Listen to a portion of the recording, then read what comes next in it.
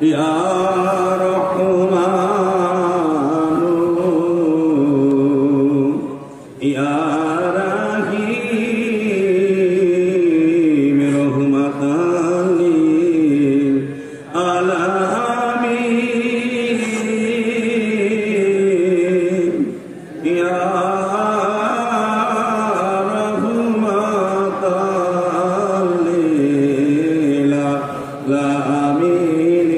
شفيع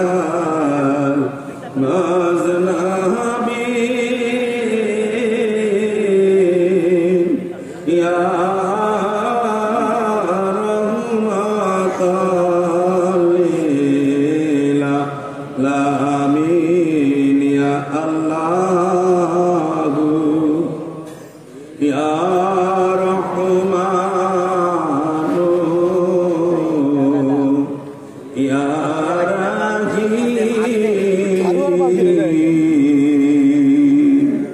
উঠো উঠো দেশবাসী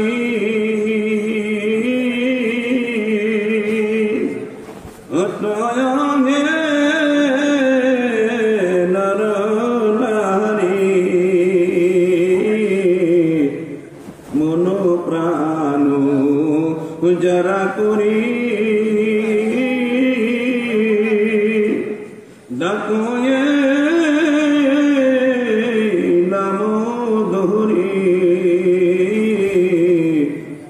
রহমতেরি বরিশালে ধরা হইবে শান্তিময় রহমতেরি বরিশালে ধরা হইবে শান্তিময় আল্লাহ ইয়া রহমানু ইয়া রাহিম ইয়া আল্লাহু ইয়া রহমানু ইয়া রাহিম রহমাতাল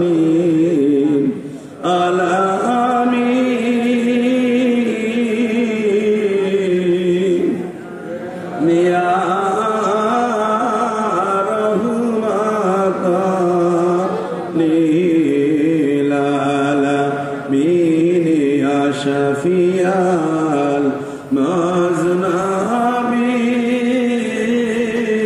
المذنبين يا رحمة للعالمين يا الله يا رحمن يا রাহিম এই নাম জপিলে পরে ভবজালা চিরতরে এই নাম জপিলে পরে ভবজালা চিরতরে অন্তর জ্বালা যাবে চলে দিল হবে তার রোশন অন্তর জ্বালা যাবে চলে দিল হবে তার রোশন ইয়া আল্লাহ ইয়া রহমান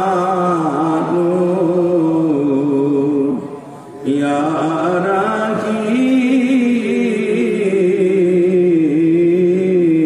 ইয়া আল্লাহ ইয়া রহমান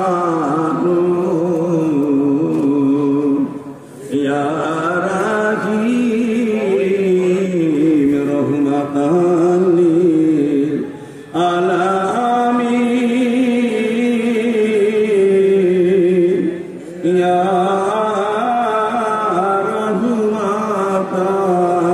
লিল আলামিন ইয়া শাফিয়াল মুজলামিন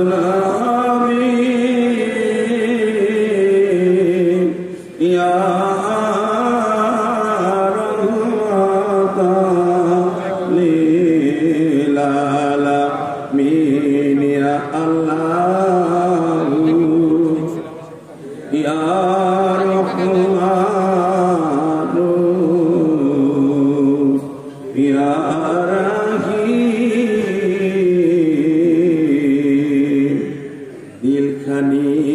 রোশন হলে দিলে আয়না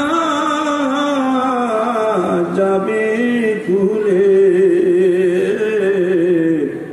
দিন খানি রোশন হলে দিলে আয়না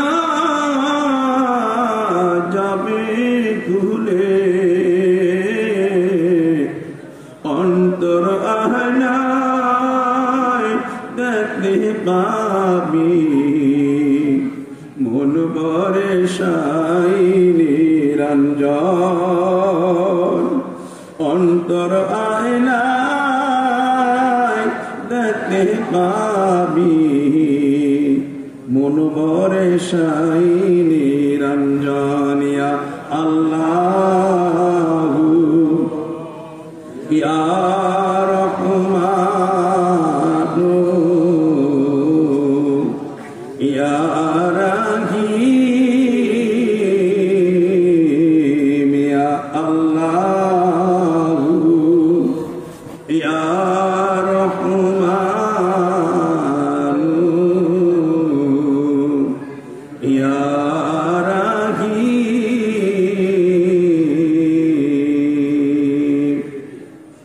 প্রাণের আশিক ও জাকির ভাই বোনেরা, এলাকাবাসী গ্রামবাসী ভাই বোনেরা, অলি প্রেমিক নবী প্রেমিক আমার ভাই বোনেরা, এখন আর ঘুমে থাকার সময় না, রহমতের সময় হয়ে গেছে।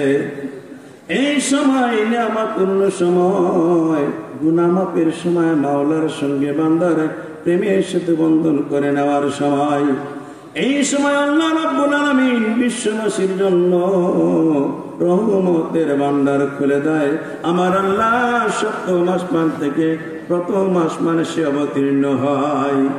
এই জন্য বিশ্বের কোন মহামানব আর মহামনুষী এই রহমতের সময় ঘুমায় না।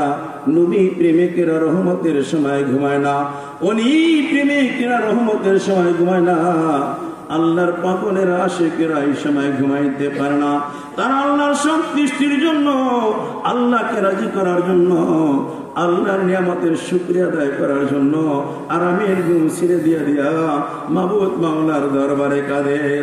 আল্লাহর প্রিয় নবী, নবীদের নবী, আমার জিন্দা নবী রহমতের সময় ঘুমায় নাই। সারা জীবন তিনি তার উম্মতের মুক্তির জন্য, নাজাতের জন্য, কল্যাণের জন্য আল্লাহর হুজুরে চোখের পানি ফেলে ফেলে কেঁদে গেছেন। আমার জিন্দা পীর দয়াল বাবা চন্দ্রপুরী, তিনি তার হায়াতের জিন্দেগিতে রহমতের সময় ঘুমায় নাই। তিনি সারা জীবন তার মুরিদের কল্যাণের জন্য, মুক্তির জন্য, বিশ্ববাসীর নাজাতের জন্য আরামের ঘুম ছেড়ে দিয়া মাওলার দরবারে কেঁদে গেছেন। আওলাদে রাসূল, রাসূলুল্লাহর প্রতিনিধি আমার দয়াল সূর্যি, তিনি রহমতের সময় ঘুমায় না। আমাদের জন্য, বিশ্ববাসীর জন্য রহমতের সময় আরামের ঘুম ছেড়ে দিয়া মাবুদ মাওলার দরবারে কাঁদে। কারণ এই সময় কাঁদলে আমার আল্লাহ খুশি হয়, রাজি হয়, ওই বান্দার মকসুদ পূর্ণ হয়, ওই বান্দার গুনাহ মাফ হয়, ওই বান্দাকে আমার আল্লাহ কবুল করে নেয়, তার ভাগ্যের পরিবর্তন হয়। আমার আল্লাহ তাকে কবুল আর মঞ্জুর করে নাই। তাই মিয়া ভাইরা কোনো যারা ঘুমে আছেন আরামের ঘুম ছেড়ে দেন, ঘুম থেকে উঠে যান। এই সময় যদি চলে যায় আর কঠিন কালেও পাওয়া যাবে না। আর আপনার আমার হায়াতের জিন্দেগিতে সময়টুকু আর কখনো আসবে না। তাই ভাইরা কোনো যারা ঘুমে আছেন আরামের ঘুম ছেড়ে দেন। এটাই আমার পূর্ণ সময় আল্লাহ রাব্বুল আলামিন প্রথম আসমানে অবতীর্ণ হয়। আর রহমতের ভান্ডার খুলে দে আমার আল্লাহ। তার একদল রহমতের ফেরেশতাদেরকে ডেকে ডেকে মানে আমার ফেরেশতারা আমি আল্লাহ রহমতের ভান্ডার খুলে দিয়েছি, রহমতের ডালি নিয়া তোমরা দুনিয়ার জমিনের মধ্যে বিচরণ করো। প্রত্যেকটি পাড়া মহল্লায় আমার আশিক পাগল বান্দা বান্দির মধ্যে এই রহমতগুলি বন্টন করে দাও। হুকুম করার সঙ্গে সঙ্গে আল্লাহর নিয়োজিত এই রহমতের ফেরেশতারা ওই রহমতের ডালিগুলি নিয়ে দুনিয়ার জমিনের মধ্যে আগমন করে। প্রত্যেকটি পাড়া মহল্লায় গ্রামে গ্রামে ঘরে ঘরে তারা ছুটাছুটি করে। যখন দেখে কোনো মানুষ গুনতে কোঠে নাই, ওই ফেরেশতারা লজ্জিত হয়, এরপরে আল্লাহর দরবারে হাজির হয়। গুরু গম্ভীর কণ্ঠে আওয়াজ করে ডাকতে পারার দিগার তোমার কোন বান্দা বান্দি ঘুম থেকে উঠে নাই, এই জন্য রহমতগুলি বন্টন করতে পারি নাই, আবার ফেরত নিয়ে এসেছি, তোমার ভান্ডারে এগুলি জমা রেখে দেই। আমার আল্লাহ বলেন আমি যে রহমত দেই ওইগুলি আর ফেরত দেই না, কারণ আমার ভান্ডারে কখনো অভাব পড়ে না, কমতি হয় না। ওইগুলি নিয়ে আবার দুনিয়ার জমিনের মধ্যে যান, ওই রহমতগুলি তোমরা জমিনের মধ্যে নিক্ষেপ করে দাও, ওই জমিনে ফসল হবে, আমার বান্দা বান্দি ফসল ভক্ষণ করবে। আর আমি আল্লাহর নিয়ামতের শুকরিয়া আদায় করলে আমি আল্লাহ খুশি হয়ে যাব। ওই রহমতগুলি তোমরা গাছপালা তরুণতার মধ্যে নিক্ষেপ করে দাও, ওই গাছপালার মধ্যে ফসল হবে, ফল ফ্রুট হবে, তরিতরকারি হবে, আমার বান্দা বান্দি ভক্ষণ করবে, আমি আল্লাহর নিয়ামতের শুকরিয়া আদায় করবে, এতেও আমি আল্লাহ খুশি হয়ে যাব। ওই রহমতগুলি তোমরা নদী নালা খাল বিলের মধ্যে নিক্ষেপ করে দাও, ওই নদী নালা খাল বিলের মধ্যে মাছ পয়দা হবে, আমার বান্দা বান্দিরা আশিকেরা ভক্ষণ করবে, আর আমি আল্লাহর নিয়ামতের শুকরিয়া আদায় করবে, এতেও আমি আল্লাহ খুশি হয়ে যাব। একটু চিন্তা করে দেখুন, আমরা আল্লাহকে ভুলে গেছি, কিন্তু আমার আল্লাহ আমাদের ভুলেন নাই, আমাদের স্মরণে রেখেছেন, নিয়ামতের ভান্ডার খুলে রেখেছেন, রহমতের ভান্ডার খুলে রেখেছেন। তো এখনো যারা ঘুমে আছেন ঘুমতি করে যান, আমার দয়াল বাবা চন্দ্রপুরের কদম জরে দুরিয়া ওই দয়াময় মাবুদ মাওলাকে প্রাণ ভরে ডাকে নিয়া আল্লাহ ইয়া রহমান ইয়া রাহিম ইয়া আল্লাহ ইয়া রহমান ইয়া রাহিম রহমাতানি আলামিন ইয়া রহমাতানি আলামিন ইয়া শাফিয়াল মুযনিবিন ইয়া রহমাতানি আলামিন ইয়া আল্লাহ ইয়া রহমান ইয়া রাহিম ইয়া আল্লাহ ইয়া রহমান ইয়া রাহিম। এই জন্য আমার নবী বলেন আশরাফু উম্মতি হামালাতিল কুরআনি ওয়া সাহাবুল লাইলি। আল্লাহর নবী বলেন আমার উম্মতের মধ্যে ওই সমস্ত মানুষের মর্যাদা সম্মান মর্তবা আল্লাহর দরবারে বেড়ে যায় যারা কোরআন শিখেছে এবং সেই অনুযায়ী আমল গঠন করেছে, আর যারা শিশুর জনিতে রহমতের সময় ক্রন্দনকারী, যারা আরামের ঘুম ছিঁড়ে দিয়ে দিয়া আল্লাহর দরবারে কাঁদে, তাদের মর্যাদা, তাদের সম্মান, তাদের ইজ্জত আল্লাহর দরবারে বেড়ে যায়। যখন কিয়ামত কায়েম হয়ে যাবে, সমস্ত মানুষগুলি একটি ময়দানের মধ্যে একত্রিত করা হবে। এই মানুষগুলি আল্লাহর দরবারে ইয়া নফসি ইয়া নফসি করে কাঁদতে থাকবেন। আল্লাহর পক্ষ থেকে একজন ঘোষণাকারী ঘোষণা করবেন, কি আছো তোমরা এই মাঠের মধ্যে, ময়দানের মধ্যে শিষ্যর জনিতে রহমতের সময় আল্লাহর হুজুরে কেঁদেছো, ক্রন্দন করেছো, তোমরা আলাদা হয়ে যাও। কোটি কোটি মানুষের মধ্যে হইতে মুষ্টিময় কিছু লোক আলাদা হবে। এইবারে ঘোষণাকারী আবার ঘোষণা করবে, আল্লাহ রাব্বুল আলামিন তোমাদের ক্রন্দন কবুল করেছেন, চোখের পানি মঞ্জুর করেছেন, এখন আল্লাহ পাক বিনা হিসাবে জান্নাতে যাওয়ার জন্য তোমাদের অনুমতি দিয়েছে। তোমরা হাসি মুখে আহলান সাহলান মারহাবা বলতে বলতে তোমাদের এই জান্নাতে চলে যাও। ওই লোকগুলি আনন্দিত হয়ে যাবেন, আল্লাহর নিয়ামতের শুকরিয়া আদায় করবে, আহলান সাহলান মারহাবা বলতে বলতে তারা জান্নাতে চলে যাবে। একটু চিন্তা করে দেখুন, যারা শিশুর জনিত রহমতের সময় ক্রন্দন করে, আল্লাহর দরবারে কান্নাকাটি করে, তাদের মর্যাদা, তাদের সম্মান আল্লাহর দরবারে বেড়ে যায়। কিয়ামতের ময়দানে বিনা হিসাবে তারা জান্নাতি হয়ে যাবে। এই শিক্ষা আমার নবী দিয়ে গেছেন, এই শিক্ষা যুগ যুগান্তর আল্লাহর ওলিরা শিক্ষা দিয়ে গেছেন, এই শিক্ষা আমার দয়াল বাবা চন্দ্রপুরী দিয়ে গেছেন, এই শিক্ষা আমার দয়াল সুজি আমাদের দিয়েছেন যে আপনারা কোনোদিন শিশুর জনিত রহমতের সময় ঘুমিয়ে থাকবেন না। কারণ খাজা বামানাতুরি তার পাক বাণীতে বলেছেন, বিশ্ববাসী তোমরা যদি দুনিয়ার আযাব গজব থেকে বাঁচতে চাও, দুনিয়ার জয় জামেলা থেকে বাঁচতে চাও, রোগ থেকে মুক্তি নিতে চাও, অভাব অনটন থেকে নিজেকে হেফাজত করতে চাও, ভাগ্যের পরিবর্তন করতে চাও, রহমতের সময় আরামের ঘুম ছিঁড়ে দিয়া আল্লাহর দরবারে কাঁদো, তোমাদের কান্না কবুল হবে, ভাগ্যের পরিবর্তন হবে, গুনাহ মাফ হবে, কিয়ামতের ময়দানে বিনা হিসাবে জান্নাতে দেওয়ার সুযোগ হয়ে যাবে। তাই মিয়া ভাইরা কোনো যারা ঘুমে আছেন আরামের ঘুম ছেড়ে দেন, ঘুম থেকে উঠে যান, আমার দয়াল বাবার কদম জড়িয়া ধরিয়া ওই দয়াময় বাবুদ মাওলাকে আবার একটু প্রাণ ভরে ডাকে নিয়া, আল্লাহ ইয়া রহমানু ইয়া রাহিম ইয়া আল্লাহ ইয়া রহমানু ইয়া গলামি কোন চারে বাদি বলে প্রতুন ঘর, গলামি কোন চারে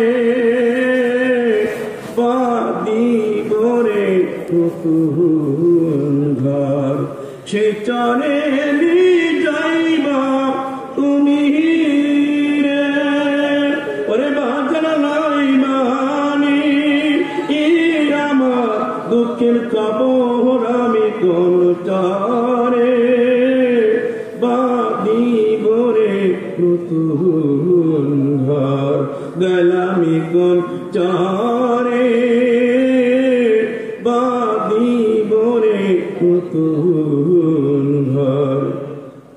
এই যে আমার সোনার গোদায় একদিন দোলায় যাবে রে মিশে, এই যে আমার সোনার গোদায় একদিন দোলায় যাবে রে মিশে, খেলার সাথী পানের পতি রে সেদিন পার হবে এ পুত্র পরিবার আমি কোন চারে বাদিব রে নতুন ঘর, গলামি কোন চারে বাদিব রে নতুন ঘর, সে চারে নি যাইবা তুমি রে, ওরে বাজান নাই বানি আমার দুঃখের খবর আমি কোন চারে বাদিব রে নতুন ঘর, গলামি কোন চারে বাদিব রে নতুন ঘর। সবাই আমায়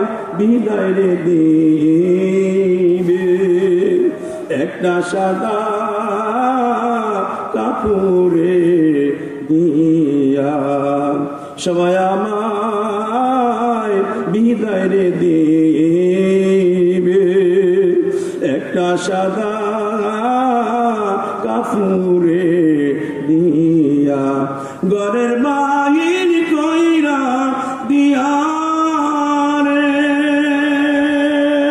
ওরে আমার মুর্শিদ কাঁদবে জনম ভর আমি কোন চারে বাদি ধরে নতুন ঘর দিলামি কোন চারে বাদি ধরে নতুন ঘর সে চরে নি যাইবা তুমি রে ওরে বাজার লইবা আনি আমার দুঃখের খবর আমি কোন চারে বাদি করে নতুন ঘরিয়া আল্লাহু ইয়া রহমানু ইয়া রাহিম ইয়া আল্লাহু ইয়া রহমানু ইয়া রাহিম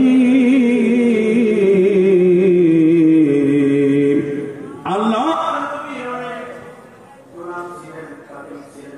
তার মধ্যে একজন খাদেম ছিল ইহুদির ছেলে আল্লাহর প্যারা নবী যখন মসজিদে নামাজে যাইতেন মসজিদে তিনি প্রবেশ করতেন আর জুতা মুবারক রেখে যাইতেন আর ওই ছোট্ট ছেলেটা হুজুরের জুতা নিয়ে বুকের মধ্যে জড়িয়ে রাখতেন চুমা খাইতেন এইভাবে কিছুদিন করার পর আর একদিন যখন নবীজি মসজিদে যাবেন ওই ছেলেটার সামনে দাঁড়িয়ে গেছে এমন সময় একজন সাহাবী বলেন হুজুর এই ছেলেটা ইহুদির ছেলে আল্লাহর নবী বললেন আমি জানি ইহুদির ছেলে তুমি ওর কোনো কাজে বাধা দিবে না ওর কাছে করতে দাও এইভাবে অনেক দিন পর্যন্ত আল্লাহর নবী ওই জুতা মোবারক ছেলেটা বুকের মধ্যে জড়িয়ে রাখতো চুমা খাইতো নিজের গায়ের জামা দিয়া মুছে পরিষ্কার করে আল্লাহর নবীর কদমে পরিয়ে দিতেন হঠাৎ করে ছেলেটার মসজিদে আসে না আল্লাহর নবী জানতেছেন আবু বকর ওই ছোট্ট ছেলেটাকে তো আর দেখে না কারণ কি আবু বকর বলেন হুজুর আমি একটু সংবাদ পেয়েছি ওই ছেলেটা সুস্থ কয়েকদিন যাবত জ্বরের জন্য আসতে পারে না আমার নবী বললেন আমি ওই বাড়িতে যাব ওই ছেলেটাকে দেখার জন্য আমার যাইতে হবে ওই ইহুদির বাড়িতে একটা সংবাদ দিয়ে দাও আল্লাহর নবীর হুকুমে একজন সাহাবী পাঠানো হলো ওই সাহাবী ইহুদির বাড়িতে বলে ইহুদি তোমার বাড়িতে আমার নবী তোমার ছেলেকে দেখার জন্য আসবে ইহুদি আবেগে আনন্দে হাউমাউ করে কেঁদে উঠলেন তিনি কেঁদে কেঁদে বললেন আমার ছেলে কয়েকদিন যাবত অসুস্থ আমি মোহাম্মদের ধর্ম গ্রহণ করি না বিরোধিতা করি অথচ মোহাম্মদ আমার ছেলেকে দেখার জন্য আসবে এর চাইতে বলন্দ নসিব এর চাইতে সৌভাগ্য আমার জীবনে আর কিছুই হইতে পারে না সুন্দর করে বাড়ি জানু সাজিয়ে রাখলেন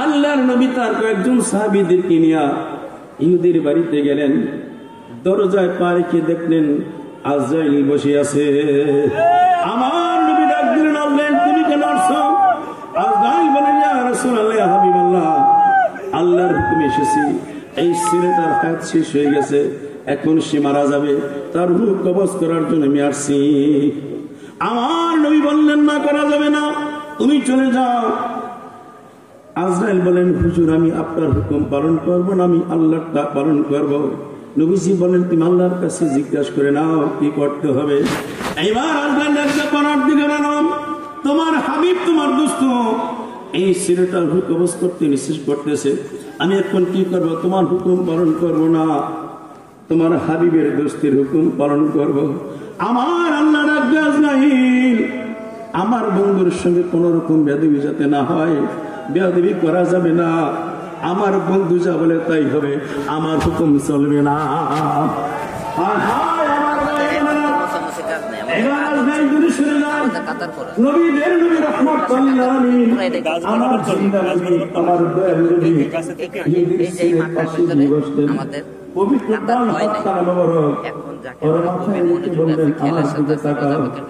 ছেলেটা যখন তাকাইছে, আমার নবী বললেন আমার সঙ্গে তিনি কালিমা পাঠ করে না। ওই ছেলেটা হাউমাউ করে কাঁদতে লাগলেন।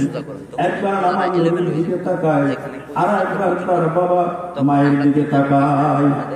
মনে মনে ভাবতেছে যদি আমার মা এবং বাবা রাগ করে, কারণ তার আর আমি যদি মোহাম্মদের ধর্ম গ্রহণ করি, তারা কষ্ট পাবে, আমাকে রাগ করবে, হয়তো তারা বেয়াদবি মনে করতে পারে। এই জন্য একবার নবীর দিকে তাকায়, আর একবার তার মায়ের দিকে বাবার দিকে তাকায়। আমার নবী আবারও বললেন তুমি কালেমা পড়ে নাও। ওই ছেলেটা কান্দে, আমার মা বাবার দিকে তাকায়, আবার আমার নবীর চেহারা মোবারকের দিকে তাকায়, দুই চোখ বেয়ে বেয়ে পানি পড়তেছে। আবারও আমার নবী বললেন তুমি কালেমা পাঠ করে নাও। ছেলেটা তার বাবার দিকে তাকাইছে, এগুলি বলতেছে বাবা আর দেরি করা যাবে না, আমাদের দিকে তাকাইও না, মোহাম্মদ রাসূলুল্লাহ যা বলে তাই তুমি শোনো, তাই তুমি গ্রহণ করো। এইবার আমার নবী বললেন আমার সঙ্গে পাঠ করে নাও লা ইলাহা ইল্লাল্লাহু মুহাম্মাদুর রাসূলুল্লাহ। এবার ছেলেটা এই পবিত্র কালেমা শরীফ পাঠ করলেন, অর্থাৎ মুসলমান হয়ে গেল। এইবার আমার নবী ডাক দিলেন আজরাইল, আমার কাজ হয়ে গেছে, এখন তোমার কাজ তুমি করো। ওই ছেলেটা মারা গেলেন, আল্লাহ নবী নিজে থেকে দাফন কাফন করলেন। আবার তিনি তার বাড়ির দিকে রওনা করলেন। প্রতিমধ্যে একজন সাহাবী আরজ করলেন ইয়া রাসূলুল্লাহ, ইয়া হাবিবাল্লাহ, একটু জানার বিষয় ছিল, আপনার হাকিকত এই কাজের মর্মটা কিছুই বুঝলাম না। ইহুদির ছেলের বাড়ি আসলেন, পাশে বসলেন, একবার দেখলাম চেহারা মলিন, আর একবার দেখলাম আপনার চেহারাটা নুরানি এবং উজ্জ্বল, কারণ কি? আল্লাহর নবীকে দিকে বললেন সাহাবী তুমি তো জানো না, আমি যা জানি তুমি তা জানো না, আমি যা দেখি তুমি তা দেখো না।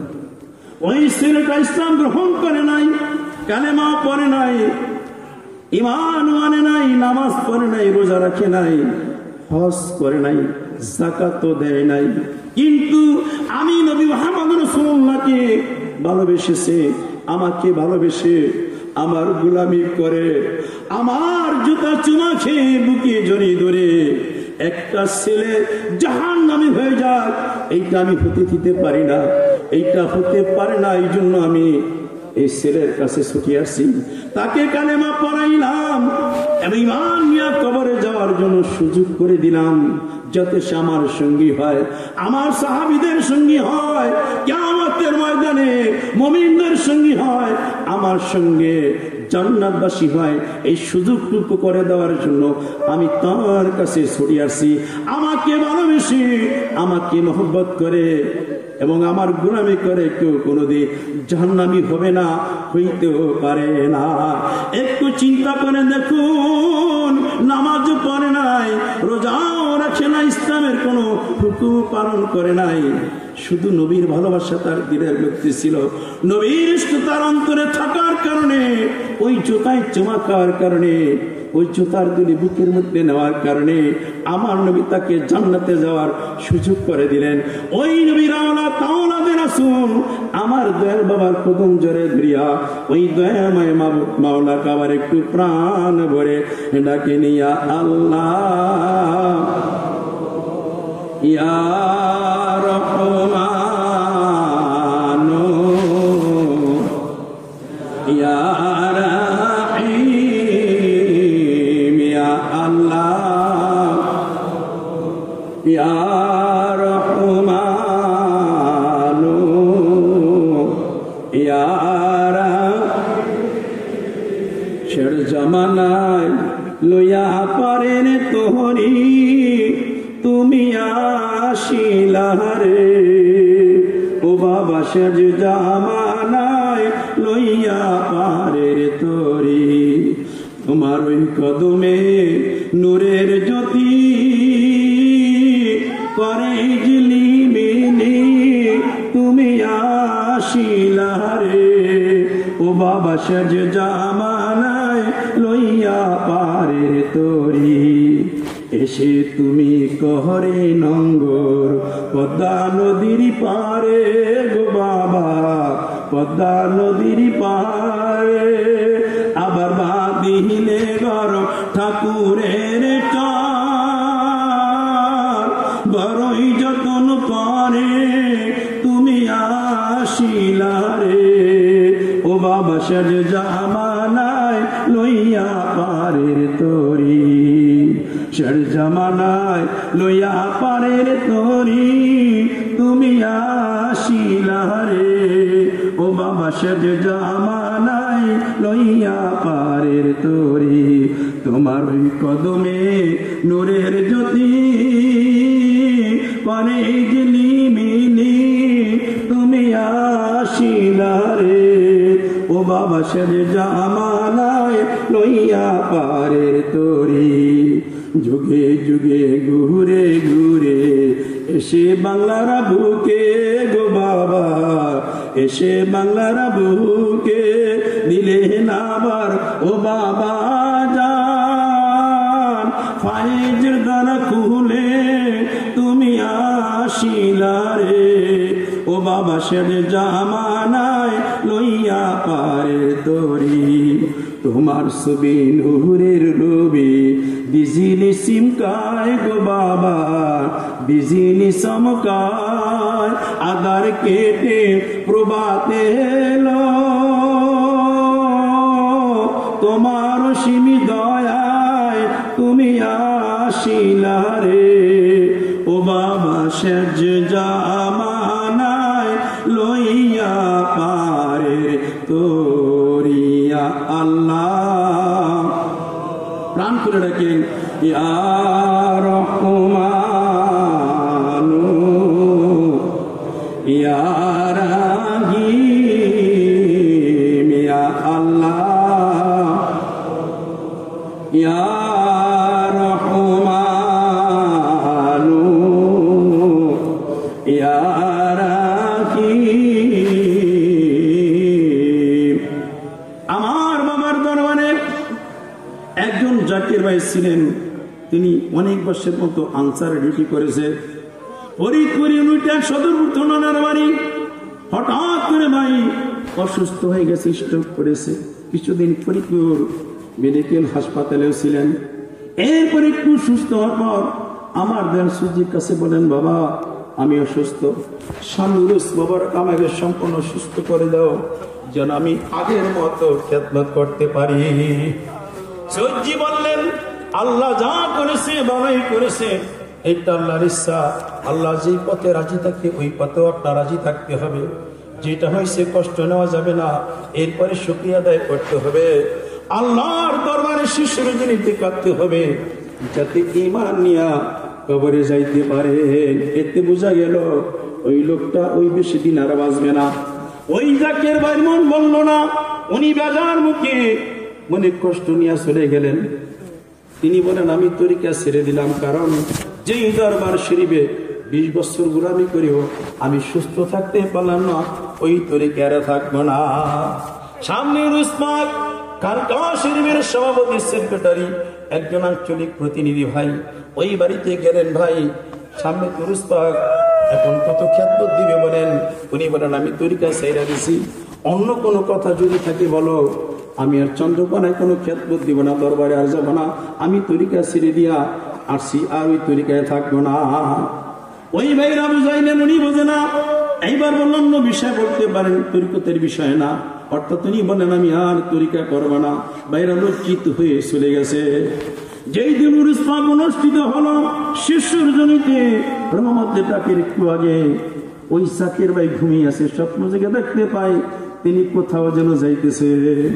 কিছু দূর যাওয়ার পরে দেখলো দুইটা রাস্তা, একটা ডান দিকে আর একটা বাম দিকে। উনি বামে রাস্তায় চলছে। কয়েক কদম যখন সামনে গেছে দেখতে পাইলেন আমার দেন সূর্যি ওই রাস্তার পাশে দাঁড়ানো। সৈয়দজি জিজ্ঞাসা করেন, আপনি কোথায় যান? ওই জাকির ভাই বলল, আমি সামনের দিকে যাব। সৈয়দজি বলেন, এটা ভুল পথ, এই পথে যাওয়া যাবে না। উনি বলেন, আমি এই রাস্তায় যাব। সৈয়দজি বলেন, না, এইটা ভুল পথ, এই রাস্তা আমি আপনাকে যেতে দিব না, ডান দিকে যান। ওই লোকটা আবার বলতেছে, আমি এই রাস্তায় যাব, ওই দিকে যাব না। সে যে একটু ধমক দিয়ে বললেন, চন্দ্রপুরীর দরবার একটা লোক গোলামি করে খ্যাত করে জাহান্নামী হয়ে যাবে, ভুল পথে চলে যাবে, এইটা আমি কখনো হতে দিতে পারি না, আর আমি ওইটা হইতে দিব না। আপনি ডানে রাস্তা দিয়ে যান, বাম দিকে যাওয়া যাবে না। যখন ধমক দিছে, উনি বললেন, আমার হৃদয়টা কম্পিত হয়ে উঠছে, হৃদয়টা ভয় কেঁপে উঠছে। আমি আর দেরি করি নাই, ভয়তে কাঁপতে কাঁপতে ডানে রাস্তা দিয়ে চলছি। অর্থাৎ সূর্য আমাকে বাধা দিয়েছেন, ফিরিয়ে দিয়েছেন। কিছু দূর যাওয়ার পরে দেখতে পেলাম আমি নতুন একটা জায়গার মধ্যে প্রবেশ করেছি। এত সুন্দর জায়গা, পরিবেশ সাজানো গোছানো, কোনোদিন দেখি নাই। ঘানে গ্রানে মনটা ভরে গেছে, ফুলে ফলে সাজানো এত সুন্দর দৃশ্য আমার চোখে আর কোনোদিন দেখে যায়। এই দৃশ্য দেখলে হৃদয় গলে যায়, অন্তর নরম হয়। যে দৃশ্য দেখে দুনিয়ার সব কিছু মানুষ বলে থাকতে পারে। মানে কি জায়গার মধ্যে আমি যখন গেছি, আবেগে আমি চোখে পানি সেরে সেরে কাঁদতেছি, আল্লাহ আমি কোথায় আসলাম কিছুই তো জানি না। আমার দয়াল সূর্যি বাধা দিয়া আমাকে এই পথে পাঠাইলেন, এই জায়গা আমি খুঁজে পাইলাম, কিন্তু এটা কোথায় আসলাম এটা আমি জানি না। এমন সময় দেখতে পেলাম নুরানি উজ্জ্বল চেহারা মোবারকের একজন বুজুর্গ ব্যক্তি আমার সামনে দাঁড়িয়ে মুসকিয়া সিধা বলছে, তুমি না চন্দ্রপুরীর তরিকা গ্রহণ করেছো, ওই দরবারে খেদমতের গোলামি করেছো। এই খেদমত করার কারণে, গোলামি করার কারণে আল্লাহ রাব্বুল আলামিন তোমার জন্য এই জান্নাতের বাগান সৃষ্টি করে রাখছে। এটা তোমার থাকার জায়গা, তোমার এই জায়গাটা নির্ধারণ করা হয়ে গেছে। এইটা দেখার পর আমার হৃদয় জুড়িয়ে গেছে। আমি আমাকে কাঁদতেছি, লোকটা চলে গেলেন। এবার আবার নিজেকে শান্ত করলাম, স্বাভাবিক অবস্থা হইলাম। এই স্বপ্ন যুগের কথাই ভাবলাম, আমি আর মনে মনে চিন্তা করলাম, এখানে তো আমার সূর্য আমাকে পাঠালেন। এখন আমি যে জায়গায় যেতে চাইছিলাম ওই জায়গায় কি আছে একটু দেখতে হবে। ওখান থেকে নিয়ে আসলাম।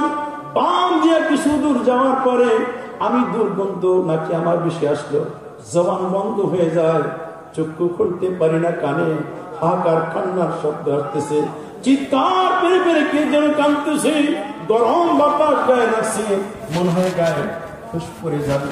আর একটু সামনে প্রচুর হলাম, দেখলাম কিছু মানুষ সাগরের মধ্যে পড়তেছে, চিৎকার পেরে পেরে কাঁদতেছে। কিছু মানুষকে জমাই করা হচ্ছে, কিছু মানুষকে টুকরো টুকরো করা হচ্ছে। ওই মানুষগুলো চিৎকার পেরে পেরে কান্দে।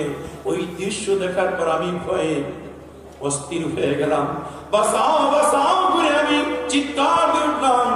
আমার পাশে আমার বিবি ছিল, পাশে রুমে আমার ছেলেরা ছিল। আমার কান্নার আওয়াজ শুনে তারা ছুটে আসলো। আমি ঘামিয়ে গেছি, ঘাম পড়তেছে, থরথর করে কাঁপতেছি। আমি আমার সন্তানকে বুঝিয়ে দিলাম, বাবা আমি ভুল করেছি, চন্দ্রপুরীর তরিকা সারা যাবে না, ইচ্ছা করলে সারা যায় না। আমি ছেড়ে দিয়েছি, কিন্তু আমার পীর চন্দ্রপুরী আমাকে ছাড়ে নাই, আমার সূর্যি আমাকে ছাড়ে নাই। বাবা ওই যে রহমতের ডাকে লাগিয়ে দরুদ শরীফ শোনা যায়, বলে ডাকতেছে শোনা যায়। আর দেরি করিস না, আমি পরের স্বপ্নের কথা বলবো, আগে দরবারে নিয়ে আসাম। ওই ছেলেরা সেখান থেকে তার বাবাকে নিয়ে দরবার শরীফে আসে। সনের হুজুরার পাশে বসে রহমতের ডাক শুনে আকিনি মরণতে তোমার দান সৃষ্টি দেয়। এই মর্যাদা শরীফ আমিন আমিন বলে কান্দে। এরপরে সকালবেলা বাড়ি যায়। একদিন পর আমার সূর্যির কদিন আবার ছুটি আসলেন, গরম বলে নিয়া চোখের পানি ছেড়ে কাঁদতেছে। সূর্যি জিজ্ঞাসা করেন, আপনার কি হয়েছে খুলি বলেন। ওই জাকির ভাই কেঁদে বলেন, বাবা আমি ভুল করেছি, ক্ষমা করে দেন, সত্যের কথা বলেন। সূর্যি একটু নিঃশ্বাস দেওয়া বলেন, আর ভুল করা যাবে না, ভুল পথে যাওয়া যাবে না, রহসাকে ক্ষমা চানার কান্না কাটি পারেন যেন আল্লাহ ক্ষমা করে। শেষ রাত্রে কাঁদবেন যেন নিয়ে কবরে যাওয়া যায়। আবার একটু চিন্তা করে দেখুন, আমরা মসজিদকে ভুলে গেছি, কিন্তু আমার মুর্শিদ আমাদের ভুলেন নাই। আজও আমার মুর্শিদ চন্দ্রপুরী আমাদের নাজাতের জন্য, মুক্তির জন্য আল্লাহর হুজুরে কাঁদে। আমরা বলে গেল আমার পীর আমাদের ভরে না। ওই নদীর কদম জড়ে দেন সুখের পানি নজর দিয়া দয়াময় মাবুদ মাওলাকে আবার একটু প্রাণ ভরে রাখে নিয়া আল্লাহ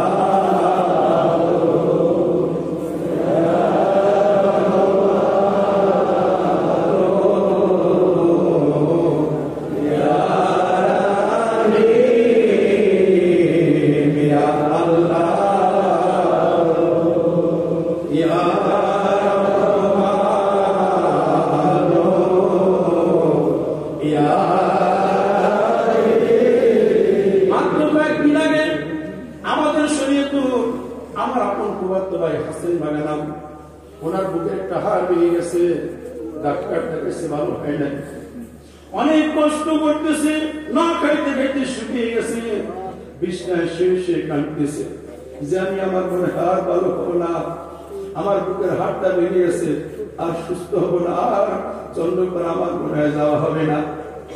এইভাবে শিষ্যের অনেক কাঁদতেছিলেন, দুই চোখের পানি দিয়া ওই হাসের মেয়েটার মুখ ভিজিয়ে দিছে। এইভাবে কয়েকদিন কান্নার পর একদিন কাঁদতে কাঁদতে উনি ঘুমিয়ে গেছে। এমন সময় স্বপ্ন যুগে দেখতে পায় বোকা পরিহিত একটা লোক ওনার পাশে সে দাঁড়াইছে, ডাকতেছে বাগা ঘুম থেকে উঠো। এইবার উনি ঘুম থেকে উঠলেন, অর্থাৎ স্বপ্নে দেখতেছেন। এমন সময় ওই বোকা পরিহিত লোকটা তার হাতের মধ্যে একটা গাছের পাতা, ওইটা হাতের মধ্যে সিপাহী আমরণ করলেন। ওনার হাতে দিয়ে বলেন আপনার কোন জায়গায় কোন হাতটা ভেঙে গেছে আমার একটু দেখাই দেন। এইবার ওনার গায়ের কিঞ্চিত একটু সাই করছে, এইবার বললেন এইটা রস আপনার ওই জায়গার মধ্যে লাগাই দেন, মালিশ করে দেন। যখন এই জায়গার মধ্যে মালিশ করছে এখন কি অবস্থা বলুন। হাসিন ভাই বললেন আমার তো ব্যথাটা এখন কমে গেছে, আমার আরাম লাগতেছে। এইবার বললেন আপনি ভালো হয়ে যাবেন, আর চিন্তা করবেন না, আল্লাহ আপনাকে দয়া করছে। এই কথা যখন বলছে সন্তানের দিয়া ওই বোকরা পরিহিত লোকটা আবার চলে যাইতেছে। এইবার আমার হাসিন ভাই ডাকতেন আপনি কি পরিচয় দিন, আপনাকে তো চিনি না, আপনি কোথা থেকে আসছেন একটু বলুন। ওই বোকরা পরিহিত লোকটা একটা নিঃশ্বাস বলছেন আমি আপনার দয়াল ইমাম। আপনার মুর্শিদ খণ্ডকার আমাকে নির্দেশ করেছেন আপনি অনেকদিন যাবত অসুস্থ, আপনি কাঁদতেছেন, আপনার কান্না আপনার পীর সহ্য করতে পারে নাই, এই জন্য আমাকে নির্দেশ করেছে তুমি একটু যাও আমার আসে ওই পাগল মুহূর্তে একটু পাতার রস লাগিয়ে দাও, সেই জন্য সুস্থ হয়ে যাবে। এই জন্য আমি আপনার পীরের নির্দেশে আপনার বাড়িতে আসি। এই কথা বলে উদাও হয়ে গেছে, হাসিন ভাই ঘুম ভেঙে গেছে। ঘুম ভাঙার পরে উনি দেখতে পায় ওনার শরীর আর কোনো ব্যথা নাই, ওই জায়গাটা জোড়া লেগে গেছে। একটু চিন্তা করে দেখুন পীর তার মুরিদকে কত ভালোবাসে আর কত মহব্বত করে। ওই বান্ধবের কত ওই দয়াময় মাবুদ মাওলাকে আবার একটু প্রাণ ভরে রাখে নিয়া আল্লাহ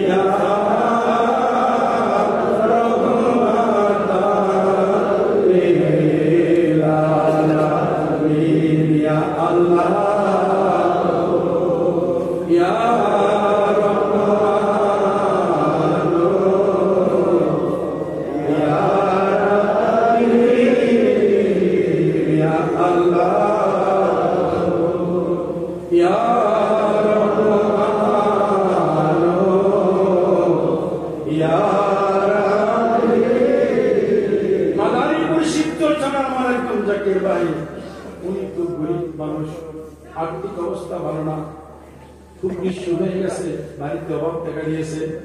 এই জন্য বড় আসামিয়া আমার দয়াল বাবার দরবারে আসছে। এসে দেখতে পেলেন বাবা যান সোনের হুজরায় জাকির ভাইদের নিয়ে কথা বলতেছে। উনিও দাঁড়ালেন, ওনাকে দেখে বাবা যান আমজাদ দেখে ডাকতে বললেন, আমজাদ মিয়া বুড়া সাল রেসিপি আমজাদ বললেন, বাবা সাল ফুরিয়ে গেছে, চাল তো এখন নাই। বাবা যান জানতে চাইলেন আপনার 5 টাকা আছে? আমজাদ ভাই বলেন, না বাবা 5 টাকাও নাই। বাবা যান বলে, তাহলে জাকির ভাইকে খাওয়াবেন কি? এই জাকির ভাই এই কথা শুনলো, উনি এখন নিজেকে প্রশ্ন করতেছে, আমি আসলাম আমার দুঃখের কথা বলতে, অভাবের কথা বলতে, এসে শুনলাম বাবার দরবারে চাল নাই, 5 টাকা নাই। আমার পীরের দরবারে যাতে না খেয়ে যাবে এটা হইতে পারে। উনি আমার বাড়িতে চলে গেলেন। ওনার একটা ছোট্ট টিনের ঘর ছিল, রাতের ভিতরে টিনের ঘর উনি বিক্রি করে দিচ্ছেন 2000 টাকা। ওই সময় 500 টাকা 1000 টাকা নোট ছিল না। যেই লোকটা কিনছে 5 টাকা 10 টাকা 2 টাকা কিছু শিখি আদি পয়সা একটা টুকরা হয়ে গেছে। পরের দিন ওনার স্ত্রীকে ওনার ছেলেকে বলছে, তোমাদের বাড়িতে চলে যাও, আমি ঘরটা বিক্রি করে দিছি, যার কাছে বেশি এটা নিয়ে যাবে। টাকার কোনো জায়গা নাই, কারণ আমার বাবার দরবারে যেতে পারে না পেয়ে যাবে, এইটা আমি হইতে দিব না। আমার একটু চিন্তা করে দেখুন, আপন মসজিদকে কত ভালোবাসে, ঢাকার হীরাবাড়ি ইটা বাড়িটা বিক্রি করে দিয়েছে। উনি খুশি হবেন, ঠিক আছে, এতে কোনো অসুবিধা নেই, ওনার বাপের বাড়ি চলে গেছে। ওই জাকির ভাই পরের দিন টাকা নিয়ে একটা টুকরা বান্ধা গামছার গিট্টি বান্ধা দরবার হাজির হয়ে গেছে। আমরা দেখতে বলেন, আমজাদ ভাই তোমার 5 টাকা নাই, বাবার গুদামে চাল নাই, এই যে টাকা নিয়ে আসছি চাল কিনে আনো। আমজাদ ভাই বলেন, এটা আমি রাখতে পারবো না, বাবার কাছে যা। ও ভাইরা কিছু সময় পর দেয় বাবার সঙ্গে করি, হাতে বেতের লাঠি, চোখে কালো প্রেমের চশমা, মাথায় গোল টুপি, পরনে সাদা পাঞ্জাবি, মুখে কাসমা গাদারি, ওই নূরের পুতুল বাইর হয়েছে। হাঁটতে হাঁটতে সোনের হুজরার দিকে রওনা হয়েছে। ওই জাকির ভাইয়ের সামনে যা দাঁড়িয়েছে, বাবা যদি মাফ করে নেন, বাবা যখন ইন্টারভিউ কি বলুন, বাবা আপনি কবুল করে নেন। ওই লোকটা বলতেছে, বাবা আপনি গ্রহণ করুন। বাবা যান বললেন, কি জিনিস সেটা বলুন। উনি বলতেছে, আপনি কবুল করে নেন। আমার জিজ্ঞাসা করে ব্যক্তি একটু আপনি বলুন। ওই লোকটা খুশি বাংলা বলতেছে, বাবা কবুল করে নেন। এই বাবা যান বলেন, ঠিক আছে আমি কবুল করে নিলাম। বলেন এটার মধ্যে কি আছে? এবার জাকির ভাই বললেন, বাবা কালকে এসেছিলাম তোমার দাদার মনের দুঃখের কথা বলার জন্য, সে শুনতে পেলাম খুবই ভালো। গোডাউনে চাল নাই, আমজাদ ভাই 5 টাকা নাই, তুমি বলো জাকির ভাই কি খাইবে? এই জন্য আমার একটি ঘর ছিল, টাকা পয়সা নাই, ওই ঘরটা বিক্রি করে 2000 টাকা তোমার জন্য নিয়ে আসছি, বাবা কবুল করে না। বাবা যান একটু মুস্কি হাসি দিলেন, আবার একটু নিঃশ্বাস দিলেন। বাবা যান বলেন, আপনি খুব চালাক মানুষ, আমাকে যা কবুল করাইলেন। এরপরে বললেন, যা আমি যখন কবুল করেছি আল্লাহর দরবারেও আপনার নজর কবুল হয়ে গেছে। আমি আপনার জন্য দোয়া করি, আল্লাহ আপনার অভাব রাখবে না, আপনার ভাগ্যের পরিবর্তন করে দিবে। বাবা যান গ্রহণ করলেন। ওই জাকির ভাই পরের দিন বাড়িতে রওনা করেছে। প্রতিমধ্যে একজন জাকির ভাইয়ের সঙ্গে দেখা হয়ে গেছে। আল্লাহর ওলিরা যদি প্রেমের নজরে তাকায়, কোন কিছু কবুল করে নাই, ওইটা প্রভুর দরবারে কবুল হয়, ভাগ্যের পরিবর্তন হয়ে গেছে। ওই জাকির ভাই বললেন, ভাই আপনি তো জন্য করার জাকির, আমিও জাকির, আমার একটু বিশুদ্ধ লোকের প্রয়োজন, আমি ব্যবসা করি, একা আমি পারি না, আমার সঙ্গে আপনার থাকতে হবে। ওই জাকির ভাই বলেন, আমার তো কোনো টাকা পয়সা না, আমি নিঃস্ব মানুষ, গাড়ি ভাড়া কোনো নাই, আমি কেমনে থাকবো? ওই ব্যবসায়ী জাকির ভাই বলেন, আপনার দেহ চালান আর আমার টাকা পয়সা চালান, আমার সঙ্গে থাকবেন, যা ব্যবসা হয় অর্ধেক আপনার আর অর্ধেক আমার। একটু চিন্তা করে দেখুন, ভাগ্যের পরিবর্তন হয়ে গেছে, বিনা চালানে ব্যবসা শুরু হয়ে গেছে। সারাদিন উনি বাঙালি ব্যবসা করতেন, মাল কিনছে, বিকাল বেলা বিক্রি করছে, ওই সময় 300 টাকা লাভ হয়েছে। 300 টাকা ওই সময় অনেক কিছু রে ভাই। এইবার হিসাব কিতাব করে দেখো 300 টাকা লাভ হয়েছে, 150 টাকা ওই ভাই নিলেন, আর 150 টাকা মানে গরিব চাকরি রেখে দিয়ে দিলেন, বলেন আবার 2 দিন পরে আসবেন, আবার এইভাবে আমরা মাল কিনবো। এইভাবে 1 বছর কাটতে থাকে, উনি অনেক টাকার মালিক হয়ে গেছে। এইবার বলো ভাই, এখন আপনি ব্যবসা শিখেছেন, আপনি আলাদা ব্যবসা করবেন, আমি আলাদা ব্যবসা করব, আমরা দুইজন এখন চালাইতে পারবো, কোনো অসুবিধা হবে না। 1 বছর পরে উনি দরবার শরীফ আসছে, আবার দেড় বাবার কদম করে নিয়া 1000 টাকা নজর দেওয়া বলছে। বাবা যা বলছেন, অনেকদিন পরে দেখলাম আপনার অবস্থা কি, ছেলে মেয়েদেরকে কোথায় রাখছেন, বাড়িতে আনছেন? ওই চাকরির বাইকটা দিতে বলেন, বাবা আমি শ্বশুর বাড়িতে রেখেছিলাম, টিনের ঘর বিক্রি করেছি, তোমার দয়ায়, তোমার নজরে, তোমার উসিলায় আমি এখন বাড়িতে পাকা ঘর করছি, অনুমতি দিলে আমার ছেলে মেয়েদেরকে নিয়ে আমার বাড়িতে রাখবো। বাবা জানে একটু হাসি দেবেন যান, আমি অনুমতি দিলাম, ওদেরকে বাড়িতে নিয়ে আসেন। আমার ভাইরা, আপনার মসজিদকে ভালোবাসলে, ওই মসজিদের কদমে গোলামি করলে, আর কেমন করবে? বাইকের পরিবর্তন হয়, অভাব দূর হয়, মনের মুক্তি পূর্ণ হয়, আল্লাহ রাজি হয়, খুশি হয়। মদিনার নবীর চেয়ার বাংলার জমিনে ঘরে বসে পাওয়া যায়। ওই বান্ধবের কদম জড়িয়ে ধরেন, আর দয়াময় মাবুদ মাওলাকে আবার একটু প্রাণ ভরে রেখে নিয়া আল্লাহ ইয়া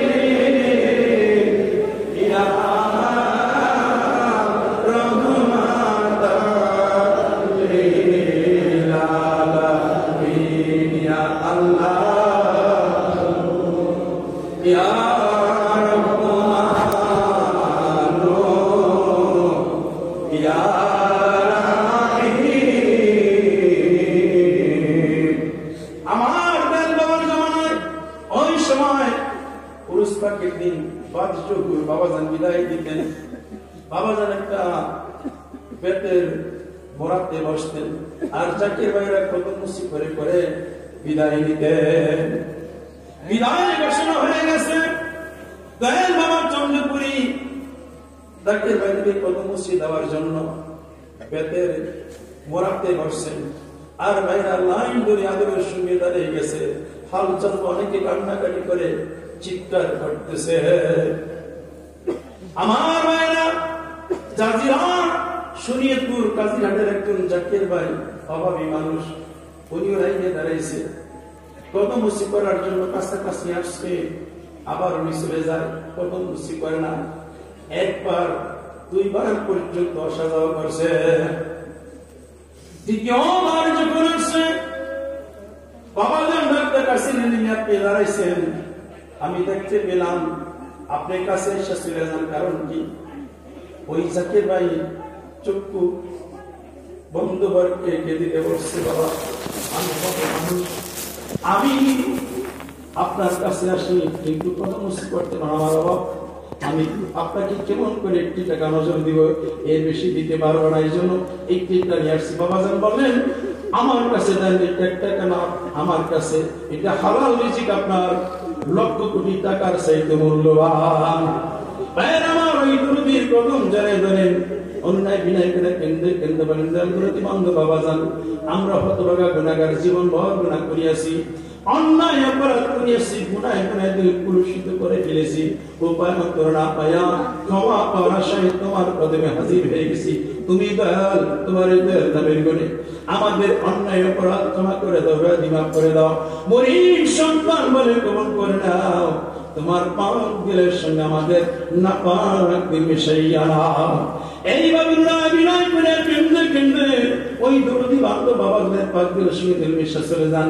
বিশ্ব শান্তির মহাসাধক শাহান সাহেব দিরিগত খাজানাতুর রহমতের হুজুরে তার পাক দিলের সঙ্গে দিল মিশা খেয়াল করেন কুতুল আক্তাব নেমে মাখুন জোহরা কালন্দর বরকত আল্লাহ তাইতে মদদাসিয়া নিজের দিলে পরিচ্ছে। তারপর চলে যান মাওলানা শাহ সৈয়দ অজিদুর রহমতের হুজুরে তার পাক দিলের সঙ্গে দিল মিশা চলে যান মাওলানা শাহ সৈয়দ ফতেহুর রহমতের হুজুরে তার পাক দিলের সঙ্গে দিল মিশা চলে যান মাওলানা শাহ সৈয়দ ফতেহুর হুজুরে তার পাক দিলের সঙ্গে দিল মিশা চলে যান তরিকতের বাদশা তরিকতের ইমাম শেখ আহমদ তার পিছনে মুজাদ্দিদ তার পিছনে পাক দিলের বিনয় করে কেন্দ্রে কেন্দ্রে তার পাক দিলের সঙ্গে দিল মিশিয়া চলে যান সোনার মদিনা শেখের বালাগানা পাপী তাবি গুনাহগার উম্মতের কান্ডারি রাহমাতুল লিল আলামিন দয়া করে দিল নবীজির রওজা মুবারকে যেই দরদি নবীজি সারা জীবন উম্মতের মুক্তির জন্য সিজদায় করে করে মাওলার দরবারে কাঁদছেন।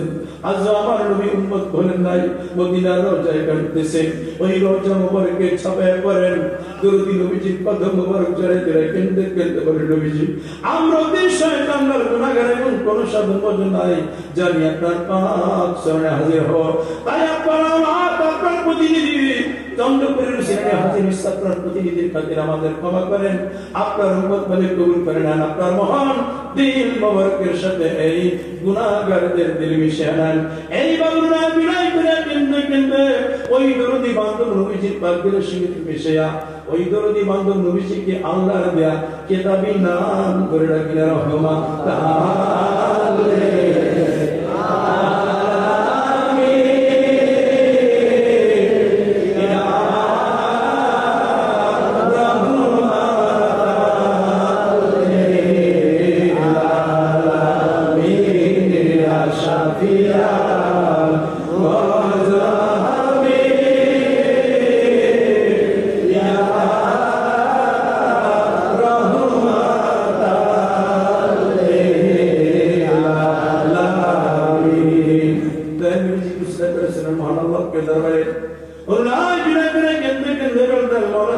জীবন মরণ অপরাধ করিয়াছি, সীমাহীন গুনাহ করিয়াছি, তাই না পাক লোকের কথা শুনবে না বলে তোমার হাবিব হুসাইনিয়া তোমার দরবারে হাজির হইছি, তোমার হাবিব পাকের উসিলায় আমাদের অন্যায় করার জীবনের সমস্ত গুনাহগুলি ক্ষমা করে দাও।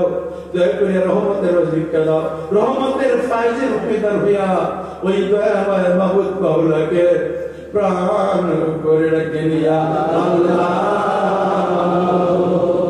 ইয়া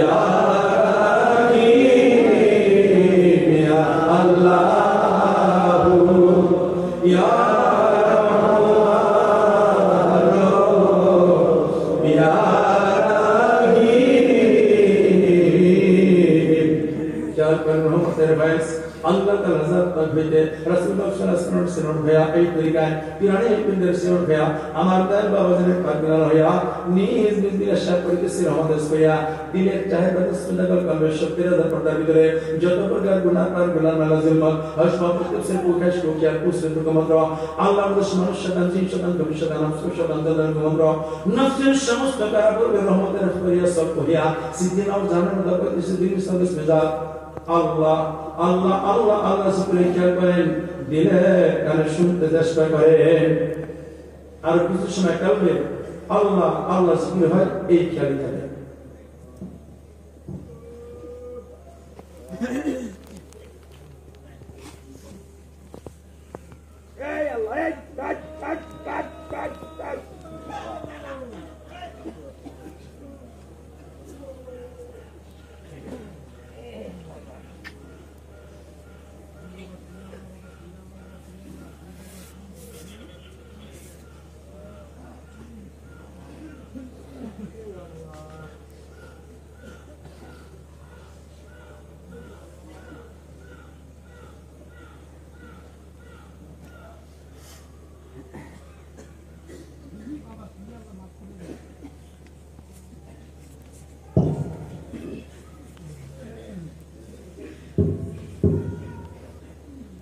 الصلاة والسلام عليك يا رسول الله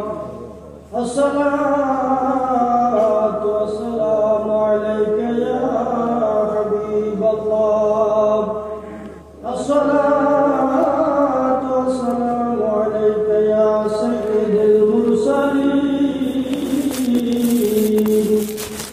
الصلاة والسلام عليك يا رحمة للعالمين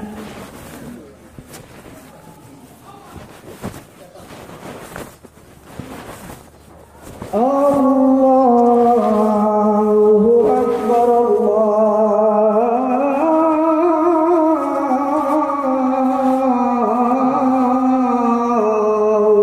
أكبر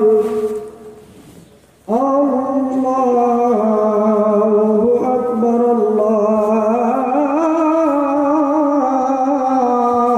الله أكبر أشهد أن لا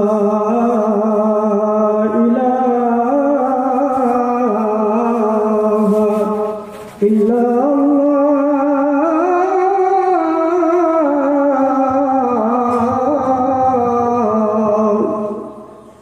أشهد أن لا إله إلا الله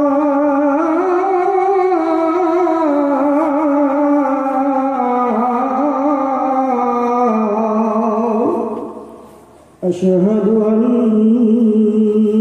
محمدا رسول الله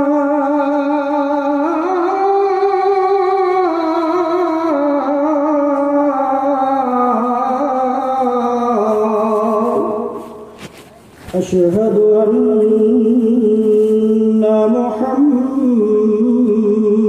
محمدا رسول الله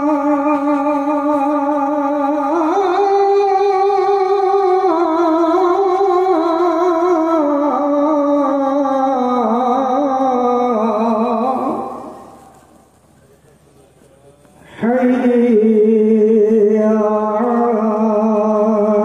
الصلاة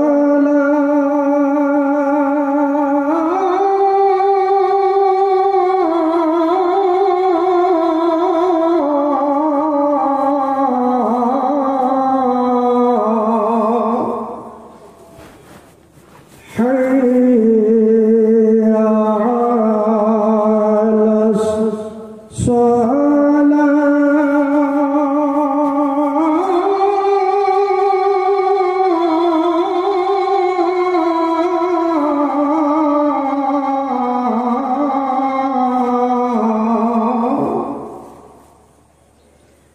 حي على الفلاح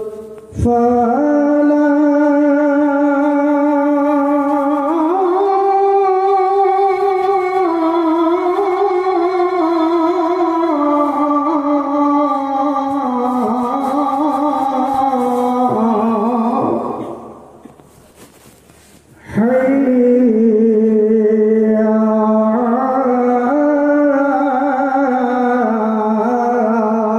على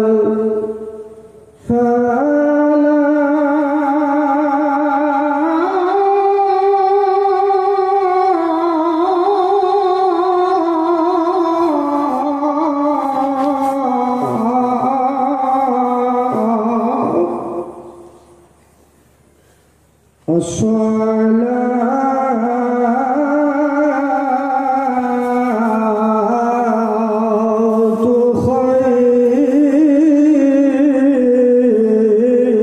خير من النوم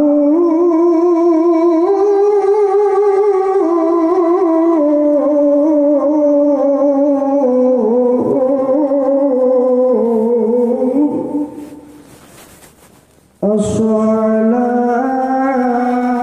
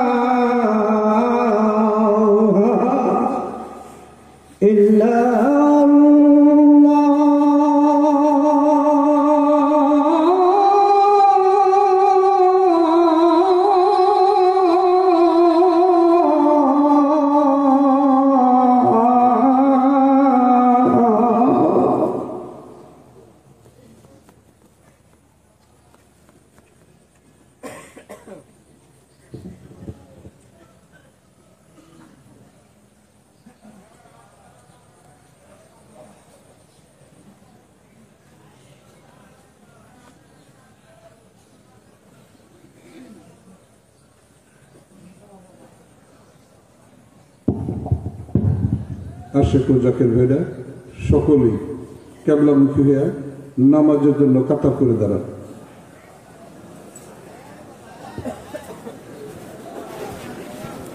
সকলেই নামাজের জন্য কাতার করে দাঁড়ান।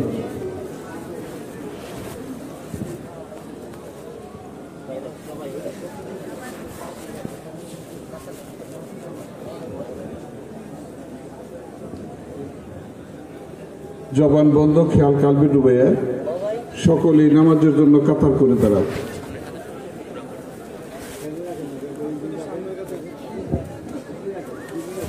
জবান বন্ধ রাখেন, খেয়ালের সাথে সকলেই নামাজের জন্য কাতার করে দাঁড়ান।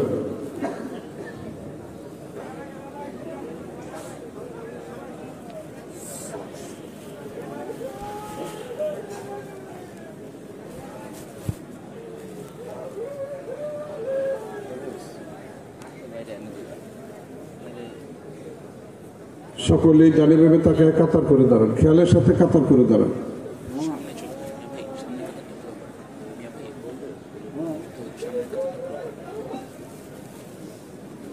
কাতার সোজা হলে পরে সকলেই কাতার ঠিক রেখে নামাজের কাতায় বসে।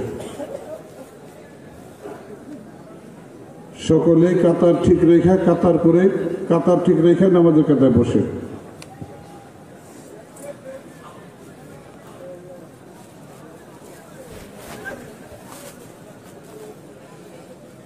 জামাতের আওতায় যে সমস্ত আনসার বেড়ে ডিউটিতে আছেন, আপনারা আপনাদের ডিউটি নিয়ম মাফিক পালন করবেন। জামাতের আওতায় যে সমস্ত আনসার বেড়ে ডিউটিতে আছেন, এখন আপনারা আপনাদের নিয়ম মতো ডিউটি পালন করবেন।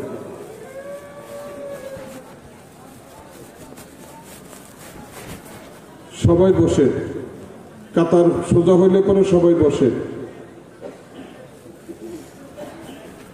প্রাণের আশেক ও জাকির ভাই ও বোনেরা, আমরা জলসায় উরুস পাকে হাজির হয়ে কার্যক্রম শুরু থেকে বর্তমান পর্যন্ত হাজির হয়েছি।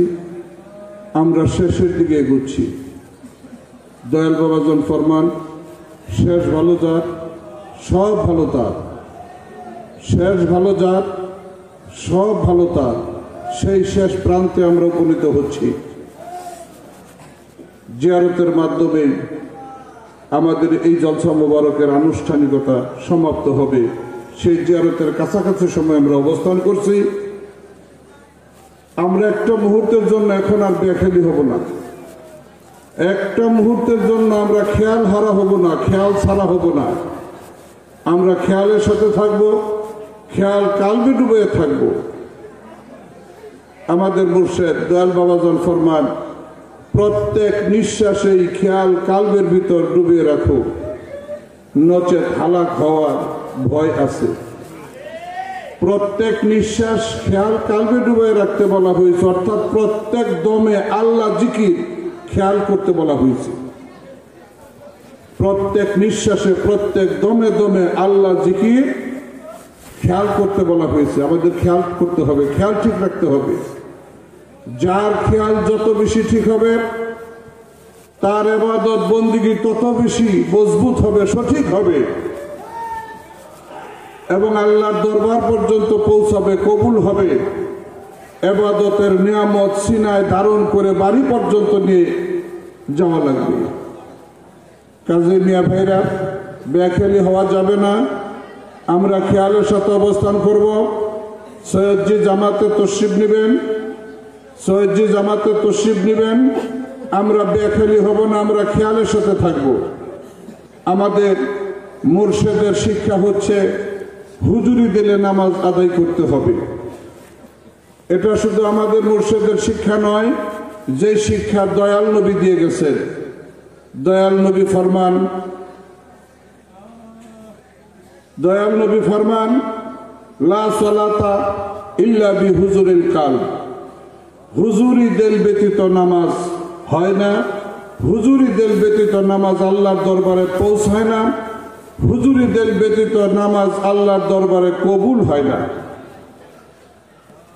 আল্লাহর নবী আরো ফরমান, আস-সালাতু মিরাজুল মুমিনিন, মুমিনের মেরাজ হয় নামাজে। কাজেই নিয়ে ভাইয়ের আমার, নামাজে মেরাজ হাসিল করতে হলে নামাজে হুজুরি অর্জন করতে হবে। আর নামাজে হুজুরি অর্জন করতে হলে মুর্দাদেরকে জিন্দা বানাবার জন্য প্রত্যেক দমে নিঃশ্বাসে খেয়াল কালবে ডুবাইতে হবে। যেই কলবে আল্লাহর জিকির আছে ওই কলব হলো জিন্দা, যেই কলবে আল্লাহর জিকির নাই ওই কলব হলো মুর্দা। মুর্দা দিলে শয়তান বসবাস করে ধোঁকা দেয়, কুমন্ত্রণা দেয়, ওয়াসওয়াসা দেয়। আর জিন্দা দিলে আল্লাহ আল্লাহ আল্লাহ জিকির জারি হয়। প্রাণের আশেক ও জাকের ভাই ও বোনেরা, এই জন্য আমাদের মুর্শিদ আমাদেরকে শিক্ষা দেন দিল জিন্দা বানাইতে হবে। আর দিল জিন্দা হলো যেই দিলে জিকির আছে ওই দিল হলো জিন্দা। জিন্দা দিলওয়ালা ব্যক্তি যখন নামাজে দাঁড়ায় কলবে খেয়াল করার সাথে সাথে তার নামাজে হুজুরি তৈরি হয়। মিয়া ভাইর আমার, আমি আগেও বলেছি এখনো বলবো, নামাজে হুজুরি কি? নামাজে হুজুরি হচ্ছে ভিডিও অডিও কলের মতো। মোবাইলে আমরা কথা বলি না, অডিও কল, দেখা যায় না, শোনা যায়, কথা বলা যায়, এটা হলো নামাজে হুজুরি। আর নামাজে মেরাজ হলো ভিডিও কল। ওই যোগ্যতা অর্জন করে বান্দা যখন যায় নামাজে সেজদা দেয়, আল্লাহু আকবার বলে যখন আল্লাহকে ডাক দেয়, হুজুরি দিলওয়ালা ব্যক্তি, নামাজে মেরাজওয়ালা ব্যক্তি ডাক দেওয়ার সাথে সাথে আল্লাহ তার ওই বান্দার সামনে কুদরতি কদম হাজির করে দেয়। আর বান্দা ওই কুদরতি কদমে সেজদা দেয়, ওটাই হয় মেরাজ। ওখানে দেখা সাক্ষাৎ সবটাই হয়। চূড়ান্ত পর্যায়ের নামাজ, নামাজে মেরাজ। এই শিক্ষা একমাত্র এই পৃথিবীতে নবী রাসূলগণ দিয়ে গেছেন। সেখান থেকে শুরু করে আমাদের নবী নবী মুহাম্মদুর রাসূলুল্লাহ সাল্লাল্লাহু আলাইহি ওয়াসাল্লাম সেই যাযাবর জাতিকে ট্রেনিং, প্রশিক্ষণ ও তালিমের মাধ্যমে আল্লাহর আরশ পর্যন্ত পৌঁছে দিয়েছিলেন, নামাজে মেরাজ পর্যন্ত তাদের পৌঁছে দিয়েছিলেন। আমাদের নবীর মাধ্যমে যখন রিসালতের দরজা বন্ধ হয়ে গেল, আনা খাতামুন নবী লা নবী আবাদি, আমি হলাম শেষ নবী, আমার পরে আর কোনো নবী আসবে না, আর কোনো নবী থাকবে না। এই নবুয়তের দরজা যখন বন্ধ হয়ে গেল, ঠিক তখন থেকেই শুরু হলো বেলায়েত। এই বেলায়েতের যুগে সিনা বসিনা যে ট্রেনিং, সিনা বসিনা যে শিক্ষা, সিনা বসিনা যে প্রশিক্ষণ, আত্মা শুদ্ধ দিল জিন্দা নামাজে হুজুরির প্রশিক্ষণ, সিনা বসিনা অদ্যাবধি চলে আসছে এবং কিয়ামত পর্যন্ত এই ট্রেনিং, এই প্রশিক্ষণ চলতে থাকবে। যেই মাধ্যমে বান্দা এই ধুলির ধরা থেকে আল্লাহর আরশ আজিম পর্যন্ত পৌঁছতে পারে, আল্লাহ পর্যন্ত পৌঁছতে পারে। আল্লাহর নবী মেরাজে গিয়েছিলেন বুরাকে চড়ে, আল্লাহর নবী মেরাজে গিয়েছিলেন রফরফে চড়ে। একটা সময় পর্যন্ত, একটা সীমানা পর্যন্ত জিব্রাইল আল্লাহর নবীর সঙ্গী ছিলেন, ওইখান পর্যন্ত গিয়েছেন। এরপরে বলছেন, আর এক চুল পরিমাণ সামনে আগাবার সাধ্য আমার নাই, সামর্থ্য আমার নাই, হে নবী আপনাকে একাই যেতে হবে। আল্লাহর নবী রওনা হলেন।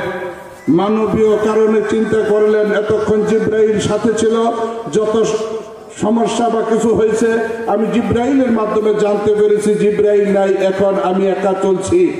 এই চিন্তা করতেছে। আর এমন সময় দেখে অনুভব করে আল্লাহর নবী সামনে যেন কার পায়ের শব্দ পাওয়া যায়, আবু বকর না হয় বেলালের পদধ্বনি শোনা যায়।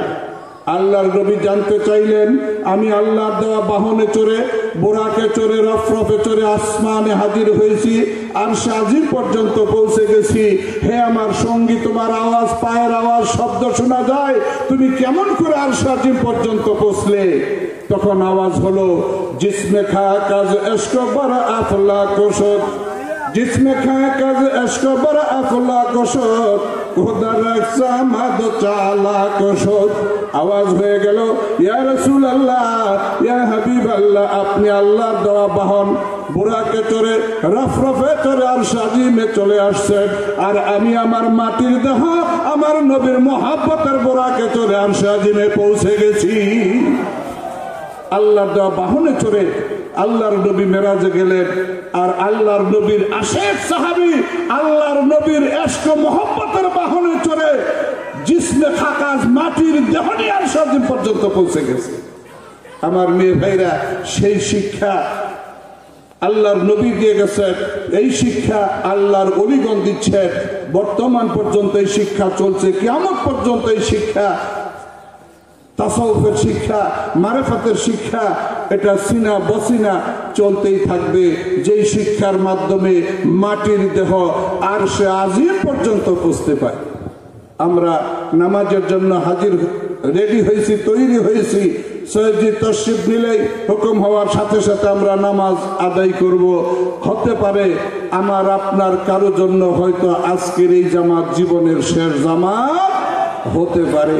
গত বছর হয়তো এমন অনেক ভাই ছিলেন যেই জলসায় ওরস পাকে হাজির ছিলেন, আজকে হয়তো তারা দুনিয়ার জমিন থেকে বিদায় হয়ে গেছেন, তারা হয়তো আজকে জাহেরাতে আসতে পারেন নাই।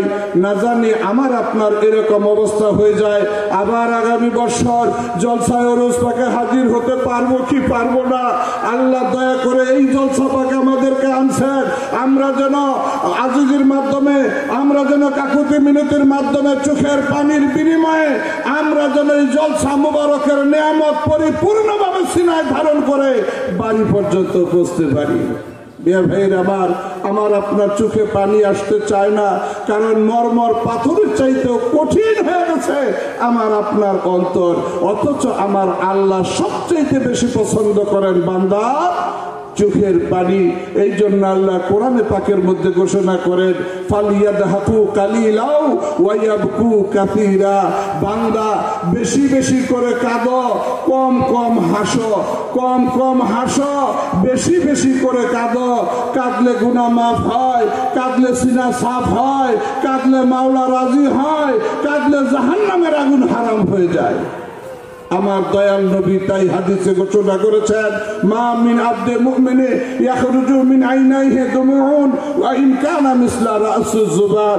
আমার দয়াল নবী বলেন, যদি আল্লাহ ও আল্লাহ রাসূলের মহব্বত অথবা ভয়তে কারো চোখের কোণা দিয়া মাছির মাথা পরিমাণ এক ফোঁটা এক বিন্দু চোখের পানি বের হতে দেরি হয়, আল্লাহ ওই বান্দার জিন্দেগির গুনাহ ক্ষমা করতে দেরি হয় না। এই চোখের পানির দাম আল্লাহর দরবারে এত বেশি। আমার আপনার মুর্শিদ দয়াল বাবা জান বলে গেছেন, মুরিদ যদি সূর্য ওঠার দেশে থাকে আর পীর যদি সূর্য ডুবার দেশে থাকে, যদি মহব্বতের কানেকশন থাকে, তাহলে সেই কানেকশনের মাধ্যমে এই নিয়ামত অর্জন করা যায়। মেয়ে ভাইয়ের আমার দয়াল বাবা জান আরো বলছেন, মুরিদ যত বড় অপরাধী করে না কেন, যখন বাবা বলে ডাক দেয়, চোখের পানি ছেড়ে দেয়, তখন আল্লাহর ওলি সহ্য করতে পারে না মুরিদের এই চোখের পানি। আল্লাহর দরবারে তার গুনাহ মাফের জন্য দরখাস্ত আর ফরিয়াদ দিয়ে রুহানিয়াত ওই মুরিদ সন্তানকে বুকে তুলে নেয়, কোলে তুলে নেয়। মেয়ে ভাইয়ের আমার, আমরা সেই যোগশ্রেষ্ঠ মহামানব আমাদের দয়াল বাবাজানের পাক দরবার শরীফে হাজির হয়েছি। আমরা যদি আল্লাহ আল্লাহ রসুলের মহব্বতে তথা আপন মুর্শিদের মহব্বতে এক ফোঁটা চোখের পানি নজরানা হিসেবে চিহ্ন রেখে যেতে পারি, আমার আপনার সিনাই গুনাহ সাফ হয়ে যাবে, সিনাই গুনাহ পাক হয়ে যাবে, আমার আপনার দিল পবিত্র হবে, আমার আপনার দিল জিন্দা হবে, আমার আপনার নামাজে হুজুরি হবে, নামাজে মেরাজ হবে। আমার হোক আর নাই হোক, এই মজলিসে যদি একটা লোকেরও হয়ে থাকে, তার উসিলায় আমাদের বাকি সকলের নামাজ জামাত আল্লাহর দরবারে কবুল হয়ে যাবে। আর ওই জামাতে যদি স্বয়ং আল্লাহর ওলি জাহেরাতে হাজির থাকেন, রুহানিয়াতে হাজির থাকেন, আল্লাহ তার ওই অলির খাতিরে, আল্লাহ তার ওই বন্ধুর খাতিরে, আল্লাহ তার মাহবুবের খাতিরে ওই সমস্ত জামাতের আল্লাহ দরবারে কবুল হয়ে যায়। পুরা জামাত আল্লাহর দরবারে কবুল হয়ে যায়, সকলের নামাজ কবুল হয়ে যায়। এজন্যই তো আমরা ছুটে আসি, বাড়ি ঘর, ছেলে মেয়ে, স্ত্রী পুত্র, পরিবার পরিজন দুনিয়াকে পিছনে ফেলে আল্লাহকে সামনে পাওয়ার জন্য মুর্শিদের কদমে হাজির হই। আমরা বিশ্বাস করি আমাদের মুর্শিদ আল্লাহর ওলি। আমরা যদি এক ওয়াক্ত নামাজ আল্লাহর ওলির সাথে আদায় করতে পারি, জীবন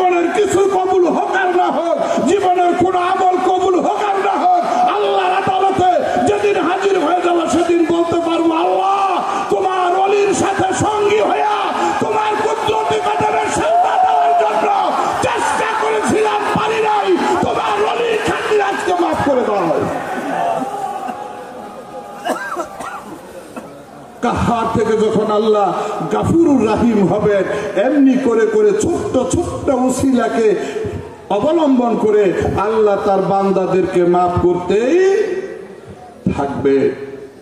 মেয়ে ভাইয়ের আমার, আমরা আজকে সে আল্লাহর ওলির দরবারে মুর্শিদের কদমে হাজির হয়েছি। সকলে খেয়াল কালবে ডুবাই রাখবো। মুর্শিদের ওই কদম মোবারক দিলের হাত দিয়ে জড়ায় ধরে 2 ফোঁটা চোখের পানি নজরানা পেশ করার চেষ্টা করব। নামাজে দাঁড়িয়ে আল্লাহর কুদরতি কদমে 2 ফোঁটা চোখের পানি নজরানা দিয়ে নামাজ আদায় করার জন্য চেষ্টা করব। এই জন্য কেউ বেখালি হবেন না, কেউ বাড়ি ঘরে চিন্তা করবেন না, যাওয়ার চিন্তা করবেন না। আপনি বাড়ি যাওয়ার জন্য ব্যস্ত হয়ে গেছেন, গাড়ি কোন সাইডে আছেন খোঁজ খবর নিচ্ছেন। বাড়ি পর্যন্ত পৌঁছতে পারবেন এমন লাইসেন্স, এমন সার্টিফিকেট, এমন গ্যারান্টি কি আপনার আছে?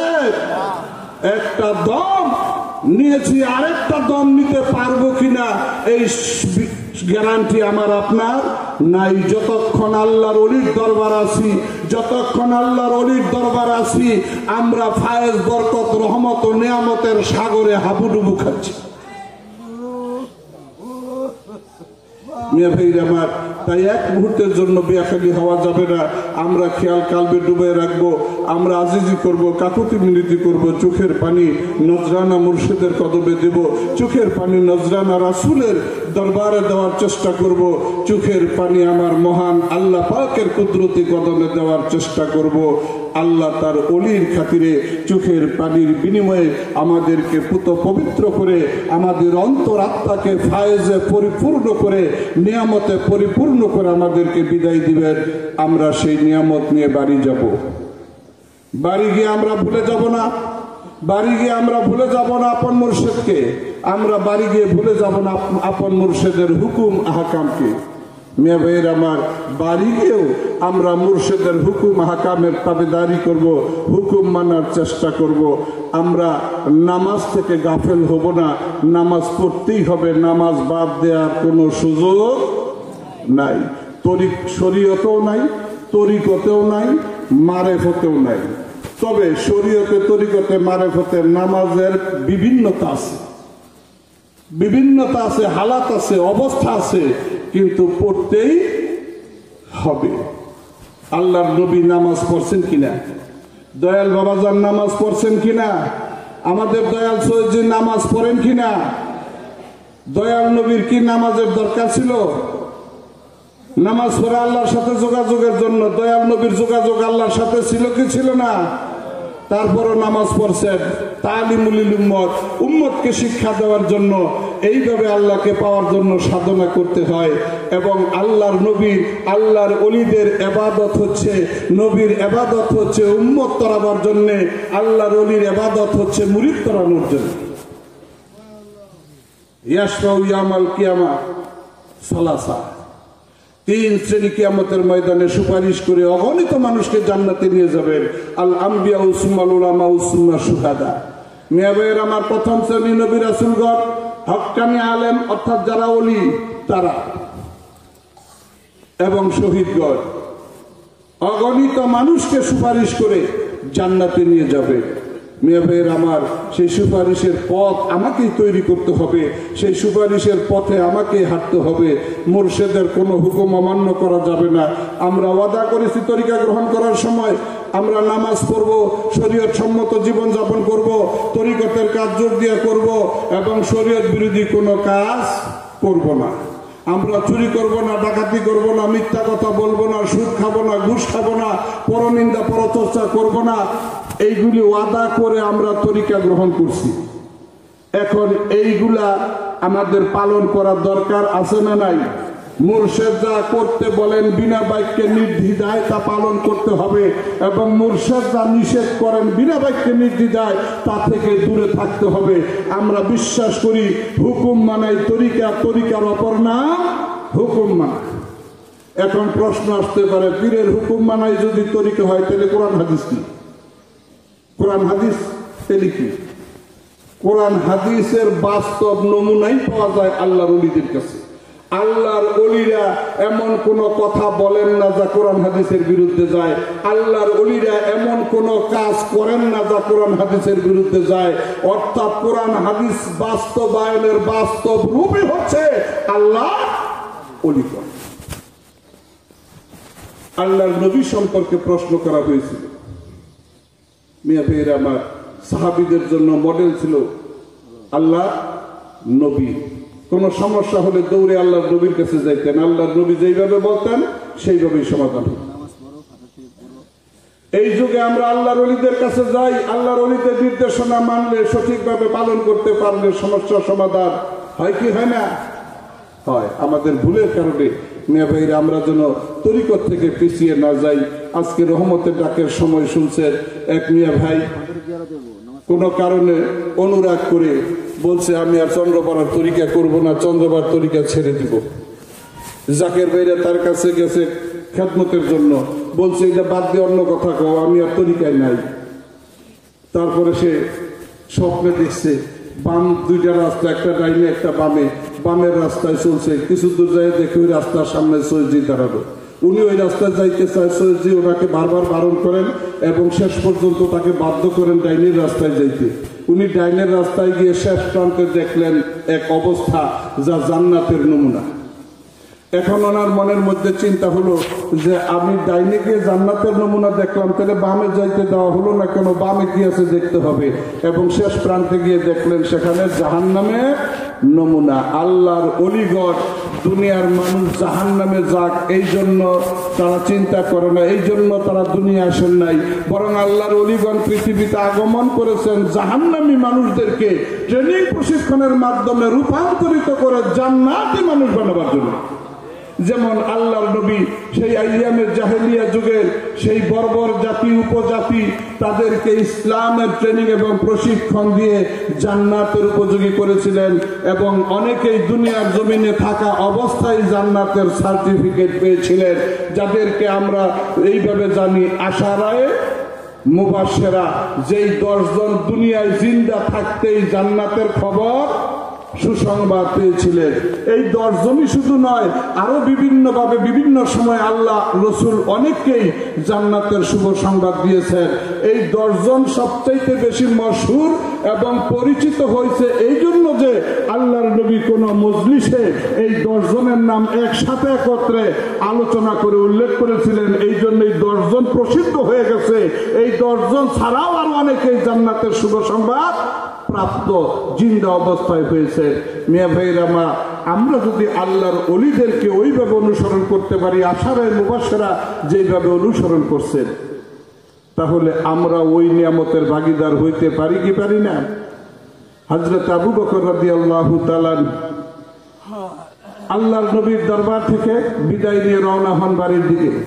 কিছু দূর যাওয়ার পরে আবার চলে আসে, কিছুক্ষণ অপেক্ষা করেন, অবস্থান করেন, আবার বিদায় নিয়ে চলে যান, আবার ফেরত আসেন, আবার কিছুক্ষণ অপেক্ষা করেন, আবার বিদায় নিয়ে চলে যান। কয়েকবার এইরকম করার পরে আল্লাহর নবী জানতে চাইলেন, হে আবু বকর, আপনি বারবার আসতেছেন, বিদায় নিচ্ছেন, বাড়ি রওনা হচ্ছেন, আবার কিছু দূর যাওয়ার পরে ফিরে আসছেন, এরকম করতেছেন কেন? হযরত আবু বকর রাদিয়াল্লাহু তাআলা আনহু বলেন, ইয়া রাসূলুল্লাহ, ইয়া হাবিবাল্লাহ, আমি যখন আপনার থেকে বিদায় নিয়ে বাড়ির পথে রওনা হয়ে যাই, কিছু দূর যাওয়ার পরে আমার মনে হয়ে যায় আমি আবু বকর যদি আজকে রাত্রে মৃত্যুবরণ করি, মরে যাই, আমি তো আর আমার দয়াল নবীর চেহারা মুবারক দেখতে পারবো না।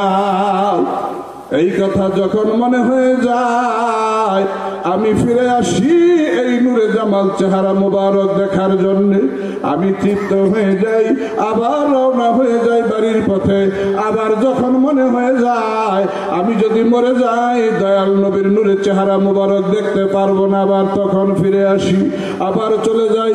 আবার যখন ওই কথা মনে হয়ে যায়, আমি আবার আপনার চেহারা মুবারক দেখার জন্য আপনার কাছে ফিরে আসি। মেয়ে ভাইয়ের আমার, এমনি করে আল্লাহর নবীকে ভালোবাসছেন, এমন করে আল্লাহর নবীর চেহারা মুবারক দেখার জন্য আল্লাহর নবীর সাহাবীরা পাগল ছিলেন, ব্যতিব্যস্ত ছিলেন। সব সময় তারা নবীর চেহারা মুবারক দেখার জন্য একদল সাহাবী পাগল ছিলেন, যারা মসজিদে নববীর বারান্দায় অবস্থান করতেন, যাদের পরিচয় হলো আসহাবে সুফফা। 3 দিন 7 দিন পর্যন্ত নাহারি হয়ে মসজিদে নববীর বারান্দায় আসহাবে সুফফারা অবস্থান করতেন। সামনে খানা দেওয়া হলেও 3 দিন 7 দিনের অনাহারি থাকা সত্ত্বেও তাদের সামনে খানা আসছে, তারা খানার দিকে তাকায় না। 3 দিনের অনাহারি সাহাবী আসহাবে সুফফারা খানার দিকে তাকায় না, আমার দয়াল নবীর চেহারা মুবারকের দিকে তাকাইয়া থাকে। যেই নবীর চেহারা দেখলে সাহাবীরা 3 দিনের ক্ষুধার যন্ত্রণা ভুলে যাইতেন। সেই ঘটনা 1400 বছর পরে চন্দ্রপাড়া জমিনে দেখা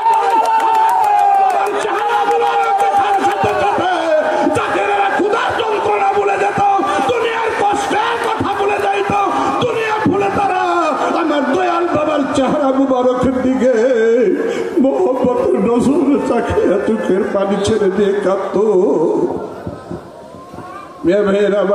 এই চেহারার তো দাম, সেই চেহারার দিকে মহব্বতের নজরে তাকাইলে জীবনের গুনাহ মাফ হয়ে যায়।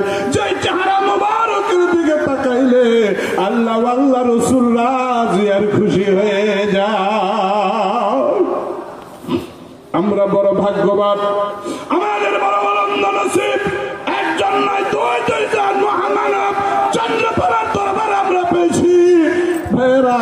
এই অমূল্য ধান পায়াও যেন আমরা নিঃস্ব না হয়ে যাই, আমরা যেন হৃদয়ে ধারণ করতে পারি, বুকে ধরে রাখতে পারি। আল্লাহর কাছে দয়া ভিক্ষা চাই। সকলেই কাতার করে দাঁড়ান, ভাইরা সকলেই কাতার করে দাঁড়ান, সুন্নত পড়েন, সকলেই কাতার করে দাঁড়ান, সুন্নত পড়েন। সবাই কেবলামুখী হন।